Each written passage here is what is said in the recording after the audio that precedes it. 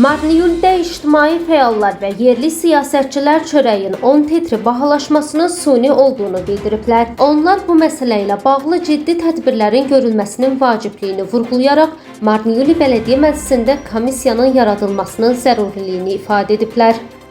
Burada süni olaraq Gürcüstanda qalxmayan bir qiymət bizim regionda qalxmaqdadır. Bu da ki, aydın şəkildə bəllidir ki, bu istehsal edən çörək istehsalçılarının böyük əksəriyyəti bugün hakimiyyəti dəstəkləyən o təşkilatlardır, o istehsalçılardır və eyni zamanda hamı da bizim regionda bütün vətəndaşlar da, bütün əksəriyyət də bilir ki, çörəyin istehsal edən ən böyük kampaniya ilə bizim regionumuzun merin ailəsinə aid olan bir istehsal mərkəzidir və çox təəssüflər olsun ki, mən dəfələrlə qeyd etmişəm, bugün də sizin vasitənizlə qeyd edirəm ki, yerli hakimiyyət daxilində komissiya yaradılmalıdır və araşdırma aparılmalıdır və xalqa düzgün şəkildə məlumat verilməlidir ki, bu çörəyin qiymətlərinin qalxmasına səbəb nədir? Bəlkə real komissiya yaradılaraq elə bir araşdırma aparmaq olar ki, bugün o istehsalçılar da orada öz belə deyim, sübutlarını yetirə bilər. Gözləyirəm ki, ola bilər ki, yenə də bugün də gözləntilərim var ki, bəlkə istehsalçılar bu xalqın etirazlarını,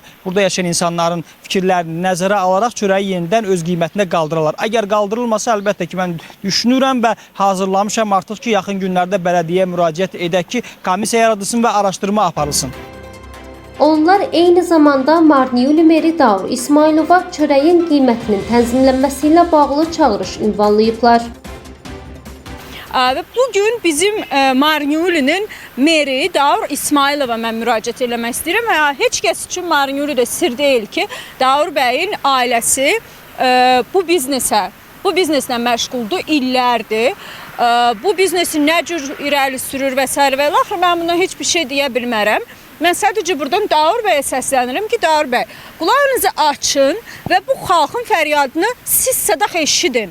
Əgər bir şey ki, ən azından sizin ailənizin əlindədirsə, tez bir zamanda bu qiymətin süni qaldırılmasıyla bağlı bir açıqlama verin və bunun aradan qaldırılması üçün hər hansı bir addımlar atın ki, xalq da desin ki, bizim yeni merimiz, gənc merimiz bizim səsimizi eşidir. Və burada ola bilsin ki, bəziləri deyir ki, bizim səsləndirdiyimiz fikirlər fərdidir, əsassızdır. Hər kəs üçün məlumdur ki, Marniyuli bazarına çörəklə yerli pekarnalar, belə deyək, çörəklə təchiz edən İsmailovlar ailəsinin biznesidir. Allah canlarını sağ eləsin, qazancını bol eləsin, amma bizim cibimizdən deyil, süni şəkildə deyil. Çünki siz biznesmen ailəsindən olmaqla yanaşı unutmamalısınız ki, siz bu xalqın xidmətindəsiniz. Siz bu xalqa borçlusunuz hər hansı bir işlər görmək, bu xalqın belini qırmaq lazım deyil. Xalq da diqqətli olmalıdır gələcəkdə. Bugün isə Gürcüstan Çörək İstehsalçıları İttifaqının sədri Malxaz Dolici Business Press News-a müsahibəsində bildirib ki, çörək istehsalçıları üçün elektrik enerjisindən daha çox təbii qazın tarifi önəmlidir və qazın qiyməti artmadığı üçün hələlik çörəyin bahalaşması gözlənilmir. Buna baxmayaraq Marniyuldə çörəyin qiyməti artıq 10 tetri artıb. İctimai fəal Ceyhun Məhəmmədəli isə vurğulayıb ki, çörəyin qiyməti yalnız Marniyuldə artıb, digər bələdiyyələrdə isə belə bir artım qeydə alınmayıb.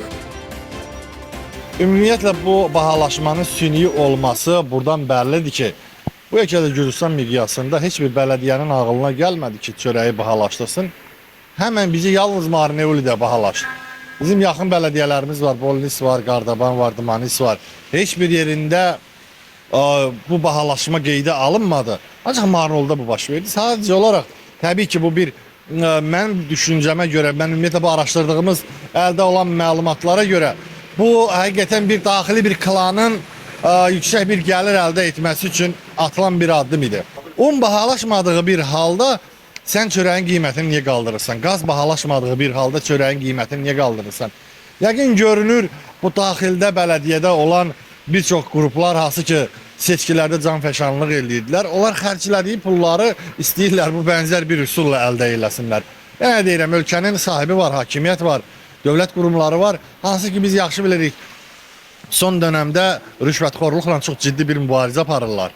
Ona görə də o ciddi bir mübarizə aparanlar gərək bir rayona da sahib çıxsınlar, bu Marniyuliyə sahib çıxsınlar. Bizim rayonun ücreti nə gündədir? Tək bizim çörək bahalaşdırma məsələsi dərdimiz olsa nə olardı?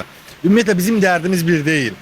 2019-dan bu yana yollarımız bərbad, kəndlərimizin infrastrukturu, rayonun infrastrukturu bərbad bir gündədir. Rüşvətxorluq baş alıb gedir. Üstəlik də bizə bir çörəyin artırılması qalmışdı, onu da artırdılar. Bir gün sabah deyəcəklər ki, İranda neftin qiyməti bahalaşıb, daha doğrusu İranda müharibədir, neft qiyməti bahalaşıb. Bundan suyu istifadə edib, bəlkə burada içməli suyun qiymətini də qaldıracaqlar. Qeyd edək ki, bundan əvvəl Agrosistemin rəhbəri Rəna Babayeva 50 kiloluq un kisəsinin qiymətinin 1 lari 50 tetri ucuzlaşdığını və 54 lari 50 tetri təşkil etdiyini bildirmişdi.